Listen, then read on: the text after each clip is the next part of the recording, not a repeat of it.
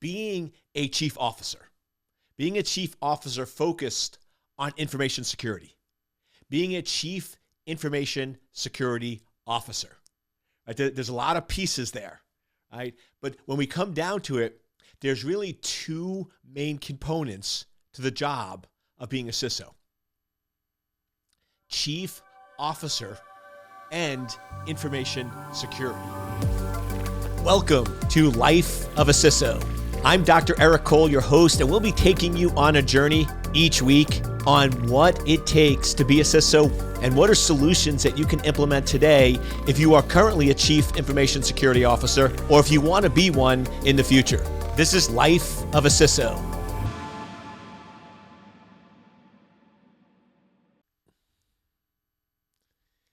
It is time. It is time, my friends. You know what time it is. Here we go. Here we go. Here we go. Are you ready? It is time for Life of a CISO with yours truly. Dr. E is in the house. Being a chief officer focused on information security, being a chief information security officer. Right? There's a lot of pieces there, right? But when we come down to it, there's really two main components to the job of being a CISO: chief officer and information security. And if we pull those out, what it really comes down to is strategic thinking about cybersecurity. A CISO is all about somebody who can step back from the chessboard, look 10, 12, or even 15 moves ahead, and be able to come up with a strategic plan of how the company should approach cybersecurity over the next year, 2 years, 3 years, or 5 years. Now, here's where it gets real interesting. Cybersecurity, in a lot of cases, is a lot of reactionary, right? With cybersecurity, when I work with a lot of companies, when I go in with a lot of companies, the general atmosphere is sort of all about, okay, let's do some basic blocking and tackling, and let's wait for an attack. Let's wait for an incident, and then we respond, right? And then we take action. It's a very tactical-based approach. But the reality is, it's not really working. Right? If we're really honest with ourselves, I know people get mad at me. I'm not saying, just so we're clear, when I'm saying it's not working, I'm not saying that we're not working. I'm not saying that we're not working hard. I'm not saying that we have brilliant people in place. I'm not saying that we're not trying. I'm not saying the executives are not trying. What I'm just saying is, as a whole, if we go and we're not pointing fingers, there's no blame here, but just holistically, if we look at it from a business standpoint, if we just want to step back and look at it from a business, I think most of us, if we're just open and honest, if we're just hanging out as friends, having a few drinks or some mocktails, right, and just talking shop, I think we all sort of agree that cybersecurity is not where it should be. Right? It's not directly aligned with the business.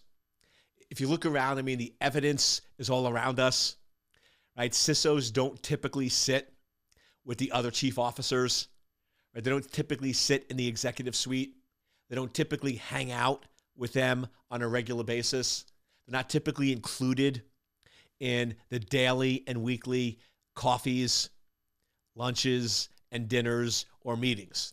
So if we just sort of look at the evidence in most companies, now, yes, there are some where it's working, but if we look at most organizations and most companies, there's still this disconnect where the CISO is not really treated like a chief officer.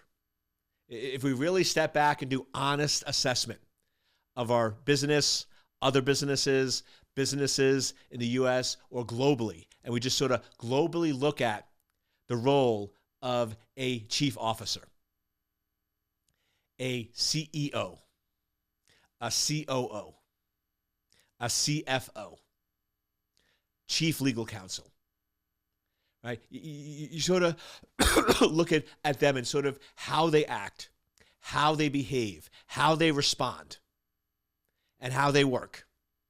And then you compare that to a chief information security officer. It's really quite different. They do have the chief officer, but they're really treated a lot differently. Even if you look at it from a corporate liability standpoint, most CEOs and COOs and CFOs they're a corporate officer. They have corporate liability. And they often have insurance, they have responsibilities. There's a whole set of legalities that go around that as being a corporate officer.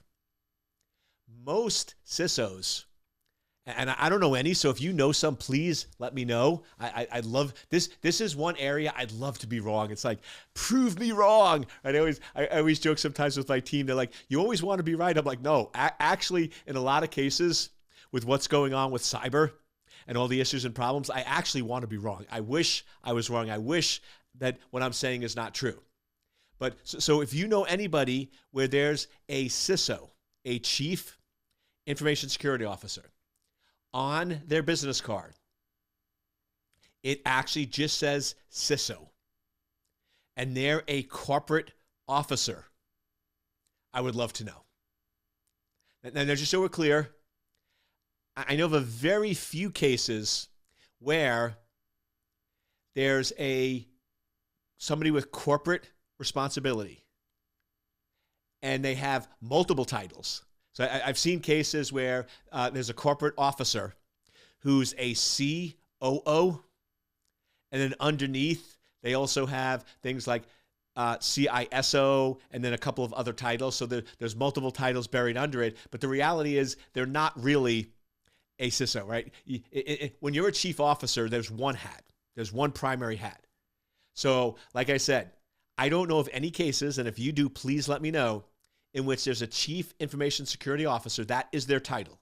Official title, business card, signature line, and they are a corporate officer of the company. So then the question is, why are we giving people a chief officer title if we're not treating them as a corporate officer, right? It's sort of one of those formalities where this is where I'm getting at, where I think the way we're doing things with cybersecurity is broken, is because we go in and say, okay, some of for publicly traded companies, some of the new regulations and guidelines are saying you have to have a CISO, right, to be publicly traded. You have to be addressing security. So we're going in and we're checking boxes. We're giving somebody the title of Chief Information Security Officer, but we're not actually giving them the responsibility that they need in order to do their job. We're giving them the title to check a box. Yep, we have a CISO. They're not really acting as a chief officer. They're not a corporate officer. They're not involved. They're not sitting with all the other corporate officers. So are they really a chief officer, or are we just giving them a title so optics look good? And I think most of us would agree it's probably the latter. And the reason is because in most cases, security has become very reactionary. It's very much about, okay, we wait for the attack to happen. We wait for the incident, right? We wait for the ransomware. We wait for the extortion. We wait for the issue. And then we respond, and we're sort of always putting out fires. We're always sort of in firefighting mode. Great exercise. Whatever your job is, whether you're a CISO, a security engineer that wants to be a CISO. I know we have people that even aren't CISOs that listen to this because it's good advice and information. But I want you to step back and just really assess how much of your day, how much of your week, or how much of your month is firefighting, reactionary, last minute, versus how much is actually planned out. And I'll make this much easier so we can get good, accurate numbers. how much of what you do on a daily, weekly, or monthly basis is planned out at least 24 hours in advance. So if we're looking at daily, how much of what you do is actually scheduled at least 24 hours prior?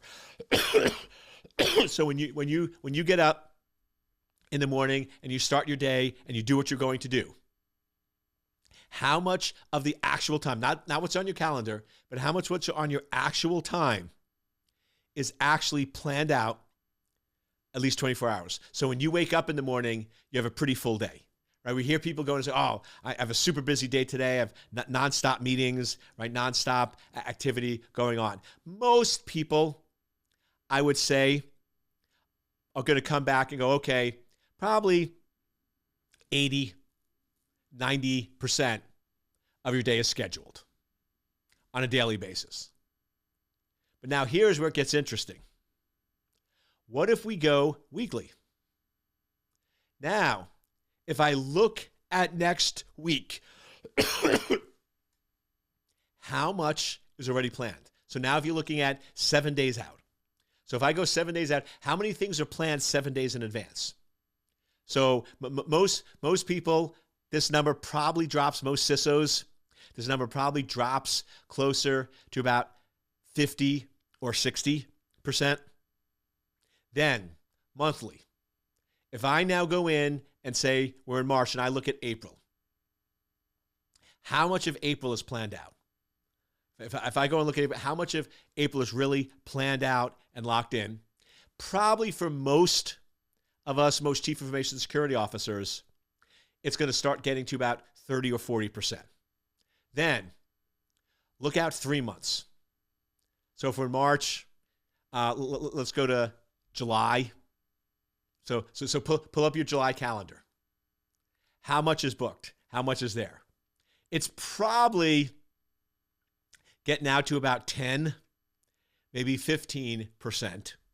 And then if we go and we look yearly, so I go from a year from today. So whatever month you're in, just do 12 months and look at that. How busy is it? What is actually scheduled? My guess is it's probably very small. You maybe have a few reminders of friends' birthdays or anniversaries or things like that. So we'll call it maybe 1 or 2%, but it's very, very low. And then if you start going out much further, like 2, 3, 5 years, it's pretty much, other than just reoccurring events, which is not what I'm talking about. I'm talking about actually sort of what you're going to do and spend your time on. It probably drops to zero pretty quickly. If we do an assessment of that, what it's telling us is you're very tactical and not very strategic. Strategic and strategy planning is long-term. Tactical is very short-term.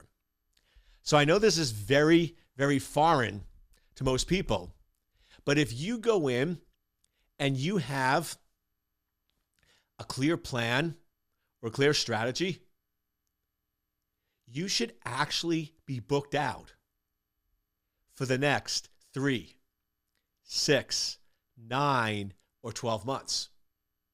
You should have that time planned out of how you're going to do that. Now, it could change, it could be adjusted, it could be modified, but the reality is if you have a strategy, if you have a 1, a 3, or a 5-year plan, and you look at it, it clearly articulates, here's what we're going to do in 3 months, 6 months, 9 months, 12. That's the whole idea of a plan.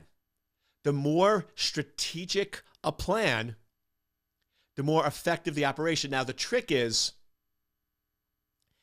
you create strategic plans that are focused and clear, but have flexibility around them. So, for example, a good 5-year plan would be in 5 years, every day, I'm exercising for an hour a day. Because I want to be in certain health in 10 years. I want to have a certain health, a certain lifestyle. So that means that I have to be exercising every day. So in 5 years, what I have on the strategic plan or the calendar is I'm exercising for an hour. Now, notice, in 5 years, I might not know what time that is because maybe my sleep schedule is different and I'm not putting down something specific. Maybe I'm playing pickleball. Maybe I'm doing triathlons. Maybe I'm lifting weights. I don't know that. So as you get farther out, details become less, but what you actually have to accomplish is still very clear. So exercising for an hour a day, that's still very specific. It's very measurable. It's very clear. But because it's 5 years out, I don't have to worry about the details. But I still know I have only 23 hours. So in 5 years from now, if I'm looking at the day and I'm starting doing strategic planning, I have 23 hours because 1 hour is going to be spent exercising. Very different mindset. What if we apply that to cybersecurity? Now people are like, oh, Eric, there's no way we can plan out 5 years from now. So are we saying there's going to be no attacks in 5 years? I track this metric. There are statistics where they go out and they predict the amount of cybercrime against businesses for the next 5 years. 5 maybe too much. Let's go 3. Heck, let's even go 2 or 1. Right? I don't know many companies where they are even looking at their cybersecurity. How are they approaching cybersecurity for the next 2 or 3 years? And it's just so foreign because cyber is moving so quick and so fast. But here's the reality. I work with a lot of companies. I do a lot of work in business. Almost all businesses have a 3-year plan. You go in, and this sort of always amazes me. You look up these startup companies that are getting $50 and $70 million of investment. Trust me, they have a 3-year plan, right? It might be to grow, to exit, but they have a plan.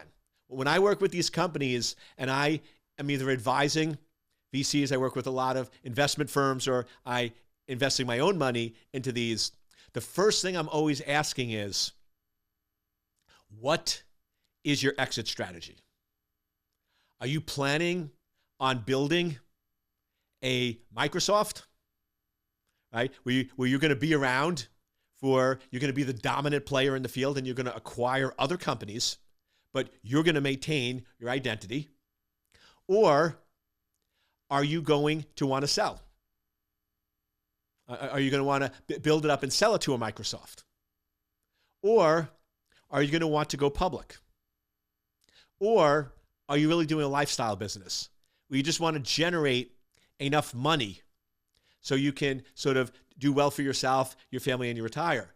And the reality is that is critical because that drives everything. If I'm building a company to be the next Microsoft, I'm going to approach it a lot differently and what I build and how I build in the market than if I want to exit in 3 years or if I want to go public or I want lifestyle. Completely different strategies and completely different plans. This is all fundamental, right? They can answer those questions. We know those questions. We know our revenue. We know our targets. We know our customers. All of that stuff we plan, we research, and we think out. But then when we go in and we start looking at our cybersecurity plan, after about 3 to 6 months, right, there's not a lot of detail. There's not a lot of information. It's very tactical and short-term focused. So to be a chief officer, to be a chief information security officer, to be and fix cybersecurity. So cybersecurity is an integral part of the business. It's just treated like finance, legal, and operations. Because the reality is, if you're looking at operations if you're looking at financial, or you're even looking at legal, those are very mature business lines.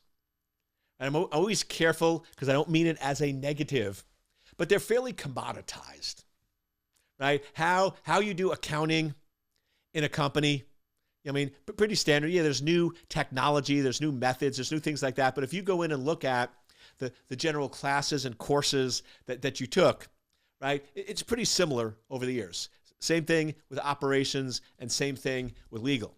How with cyber, it's quite different, right? It's very new, it's very evolving, it's very changing. And it's real simple. Go back 20 years ago. If we go back 20 years ago, universities offered degrees in business management and operation. Universities offered degrees in finance, accounting. Universities offered law degrees. Universities didn't offer cybersecurity. They didn't. Right? It didn't exist. If you want to look at it another way, if you want to be a finance person, there are tests. You take a test to be a certified public accountant, CPA. That's an actual certification. You have to take an actual exam to be a CPA. If you want to be a lawyer, there's a law exam. You study for a long time, but very complex exam. You have to pass an exam and get a certification. You're licensed. Right? CPAs are licensed. Attorneys are licensed. Cybersecurity is not. It's not. So if you're looking at all the data, it's sort of real interesting going, we have a lot to do here because it's a relatively, if you look over 20, 30, 40 years, it's a brand new industry. There's no certifications, right? And we're not really sure what it is. But the reason why we're struggling is because we're too focused on tactics and technique and tactical. Now that's important. That's where you start, right? You can't have a plan if you don't have tactics and techniques. If I'm going in and I'm coaching young kids in a sport, say soccer or baseball, if they know nothing about it, if they don't know how to run, if they don't know how to swing, if they don't know how to hit a ball, if they don't know how to throw a ball, if they don't know how to run the bases, if they don't even know what bases are, how can I even come up with a strategy or plan? Well, the strategy and plan is teach them the basics, right? But I can't create a playbook. I can't actually have plays if they don't know the core skills. So we got to get the core skills down. So tactical techniques are good. But here's the reality. Where are our cybersecurity playbooks? Where's our plan? Where's our strategy? If you hire a new person into a company, how are they being trained? Where's the playbook? What are they practicing? How are we getting the skill sets? How are we getting them ready and advanced to do that job?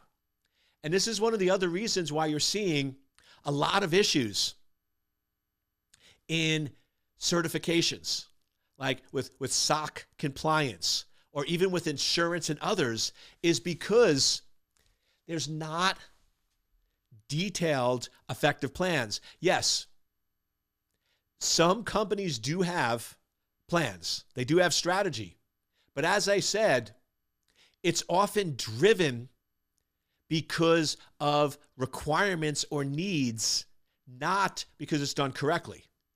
Right? Most companies have a CISO not because they sat back and said, okay, we need a corporate officer who has corporate liability, who's responsible for the growth of the business to focus on cybersecurity.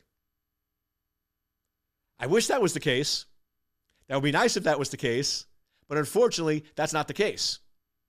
What's most happens is they want to be publicly traded, or they want to be sold, And they need to have somebody with a title of Chief Information Security Officer. They need to look like a big company. Because if you're going in and you're going to get acquired and you only have a CEO and that's it, you look like a small company. If you only have a CEO, a COO, and a CFO, you look like, okay, you're a standard company, but you're not really focused on technology. So that's why you start to see CIOs being added in. Because if I go in and I look at two companies, one of them, if I look at their corporate officers, they have a CEO, a COO, and a CFO. And another one has a CEO, a COO, a CFO, and a CIO. Which one do I think is more focused on tech, that has technology implemented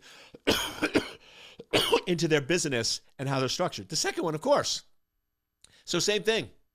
If I go into a company and there's no CISO, I'm immediately going, okay, they're not really that focused on cyber.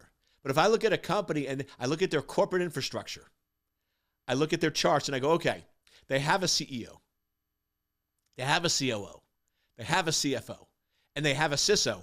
Oh, okay, now I'm seeing security is important. Cyber is a key component. So in a lot of cases, CISOs, unfortunately, are there for optics, not for real business reasons, not for the right reasons. You can always go in and you hear the phrase, doing the right thing for the wrong reasons, right? So the right thing is to have a CISO, but the wrong reasons is to do it for optics. So we need to go in as CISOs and start making sure we're doing strategic planning. We need to start going in and put together a plan. And here's the trick. The plans come together. So what I like to do, and like I said, it's so foreign, but the best way to build a plan is typically to start high level and then to sort of drill down. So if you go in and you look at an architect, what does an architect start with? They typically start with, what is the size space that I'm working with?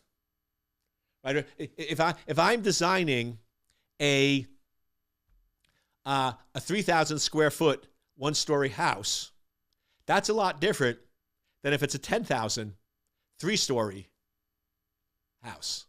So we start at a high level, and then we drill down. Now, yes, details do matter, but going in as an architect and designing this amazing, amazing living room, designing this amazing living room. I mean, it's beautiful, it's gorgeous, right? It's 2,000 square feet, it has vaulted ceilings, it also has great space, but then realizing that the house you're building only has 3,000, using 2/3 for the living room probably doesn't make sense. But if you're building a 12,000 square foot house, maybe that does make sense. So you got to have the high level. Starting tactical and working up doesn't work as well. Yet that's what we're doing in cybersecurity. We're starting with, okay, put in a firewall, put in IDS, put in IP, like very reactionary things, doing the very tactics. And then we're trying to go, okay, fit this all together. But if we don't have a strategy on sort of budget and other factors, maybe a firewall is the right decision. Maybe it's not, but we need to understand the big picture. So we need to do something that's very uncommon and not comfortable for technical people, for CISOs, is start high level. And the best way to do that is to go out. So I know for most people, I've done this a lot. I used to, when I do these exercises with companies and I'm brought in to help them build a strategic cybersecurity plan, which many of them do not have, I used to start with 5 years.